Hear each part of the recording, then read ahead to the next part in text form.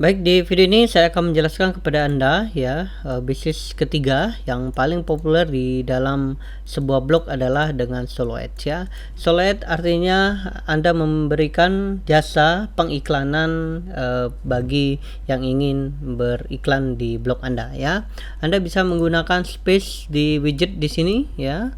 Anda bisa gunakan space di widget di sini ya. Anda bisa berikan kepada pengiklan ya. Anda bisa membuatnya misalnya 500.000 dalam 1 bulan ya, yang di sini ya. Kemudian atau Anda bisa memberikan jasa per klik ya, per klik dari customer Anda ya. Biasanya ketika Anda mempunyai traffic yang tinggi ya, maka Anda akan mendapatkan customer ya. Nanti di video yang lain saya akan berikan penjelasan sedikit ya, bagaimana Anda bisa menangkap customer Anda ya.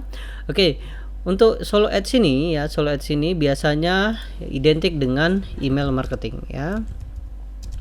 Mengapa seperti itu ya? Dengan email marketing ya, maka Anda akan mendapatkan atau menangkap data dari customer Anda ya. Oke, contohnya seperti ini ya, contohnya seperti ini ya. Oke, di blog ini ya, oke, Anda bisa lihat di bagian sebelah kanan ya, akhirnya videonya dirilis, 3 langkah sukses berbisnis afiliasi, kemudian masukkan email dan nama yang datang ya, kemudian klik kirimkan saya videonya ya. Maka customer akan mendapatkan videonya dan kita mendapatkan datanya ya. Oke, contohnya seperti ini ya. Saat ini saya sudah mempunyai hampir 24.000 ya, 24.000 lebih subscribe ya yang ada di salah satu blog saya ya.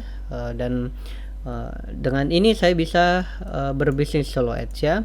Oke, kemudian dengan email marketing ini Anda bisa menawarkan jasa ya, jasa kepada customer Anda atau advertiser ya, pengiklan ya, dengan memberikan klik ya. Contohnya ya, biasanya per klik itu dibayar dengan Rp1.000 ya, atau sampai Rp5.000 ya.